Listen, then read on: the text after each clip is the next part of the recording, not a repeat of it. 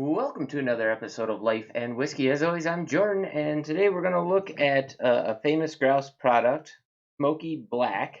Famous grouse blended whiskey, but this one has a little bit of smoke into it, a little bit of that peat smoke. So this is my first whiskey review after I said, hey, I'm not going to do any more reviews other than just kind of buying a bottle here and there. Well, the other day went out, bought 3 new bottles, just to kind of sit and enjoy them. But like I said, I'm going to reduce. I had been going out buying like 10 bottles at a time, a couple times a month to do these reviews, and the channel just isn't really picking up steam, isn't really going anywhere. Costing me a lot of money, not making any money. So it's something that I thought it just would be best to like. I'll continue to share my whiskey journey with everybody. I'm just going to really reduce the level of bottle buying that I've been doing, and so the reviews are going to maybe be a little less frequent after going forward here. And I apologize right now. My dog's upstairs chewing on her bone, so if you hear any heavy thumping in the background, that's probably her. But getting back to the whiskey, so famous grouse. It's a really easy to obtain blended Scotch. Most people can find it. I did not bring up my whiskey list, so let's just take a minute and do that. Expertly crafted, blended, rare, peated, Glen Turret or Teray, and the famous grouse for a smooth, rich, and lightly smoked. 40% ABV. Has a nice black sooty grouse on there, which is kind of awesome. I picked this up because it was, I wanted to find a cheap Isla alternative. McLeland's, huge fan of that. Their Highland's not too bad. Haven't had their Speyside yet, so when I can find that, I'll pick that up and do that one. So McLeland's, I'm able to pick that up for relatively cheap. Here we'll see. So the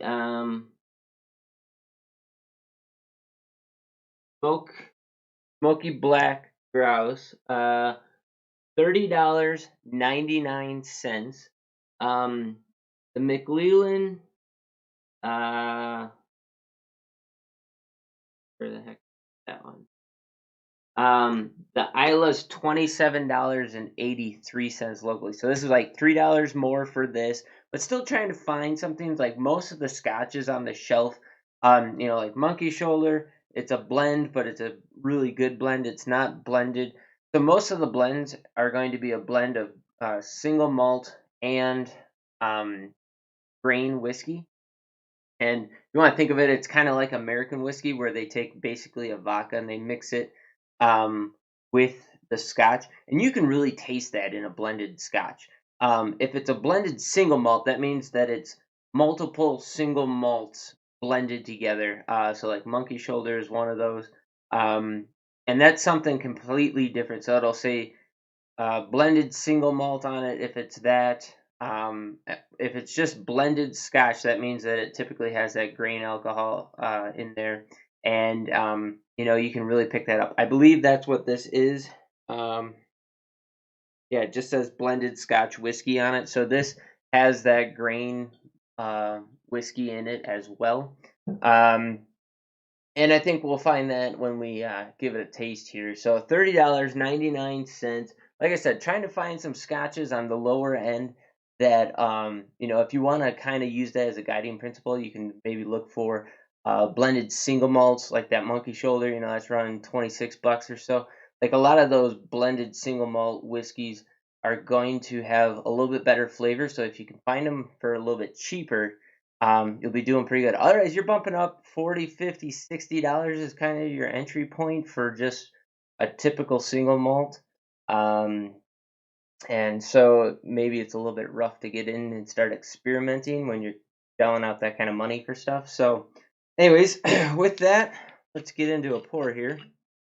Go ahead and check out my video on the different regions of Scotland and some of the different Scotch terminology. I think that'll really help you out when you're trying to hone in on something.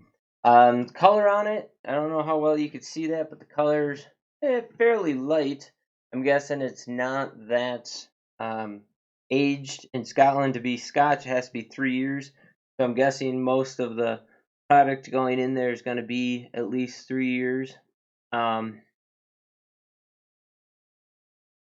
But also, with some of that grain whiskey in there, it might lighten it up a bit. On the nose, it's actually fairly sweet, malty sweet vanilla, and then just a very, very light hint of oak, or not oak, smoke.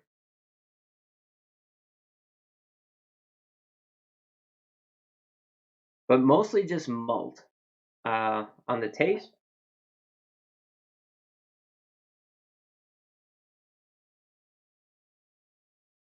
malt, vanilla, sweet, forward, kind of a butterscotch.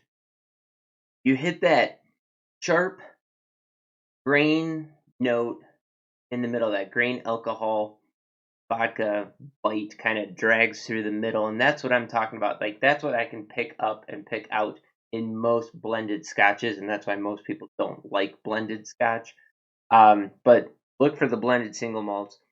The smoke picks up at the tail end. It's really light and subtle. Just a hint of peat, a little hint of ash and charcoal. The nose really hasn't changed any. Mostly just a grainy malt note that is dominating, and a sweet grain malt like granola, sweet granola.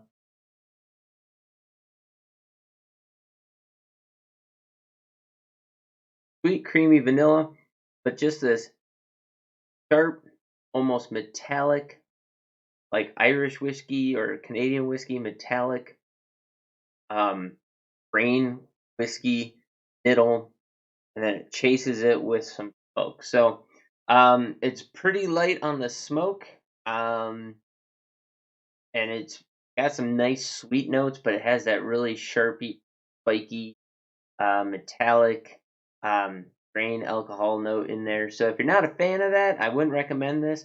But for a cheaper Isla type whiskey, a peat, something that has some peat in it, it's not horrible. I would definitely recommend the McLeland's over this.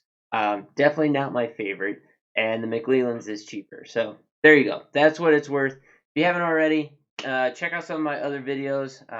If you like this video, please like and subscribe to the channel. It definitely helps out. Drop a comment down below. That also helps. I see some, like, my only videos that are really getting any looks are my budget whiskey series, which are some of the very first videos I've done. And so, those are getting a couple of thousand views at this point. So thanks to everybody who's taken a look at those videos. Hopefully you're getting a little bit of something out of this and you're enjoying it. And if you have, go ahead, like and subscribe. Check me out on BitchUte, LifeandWhiskey there as well, or minds.com, life_and_whiskey. Also starting my dad father review channel as soon as I get a break from taking care of our kid. Stay-at-home dad, so like he's my full-time job, so it's kind of hard to find time to make some videos. But as soon as I get a break, I'll start making some videos and uploading those. Hopefully you get a chance to check that channel out as well. Links to all those channels are down below. Thanks for watching. As always, have yourselves a great day. We'll catch you in the next video.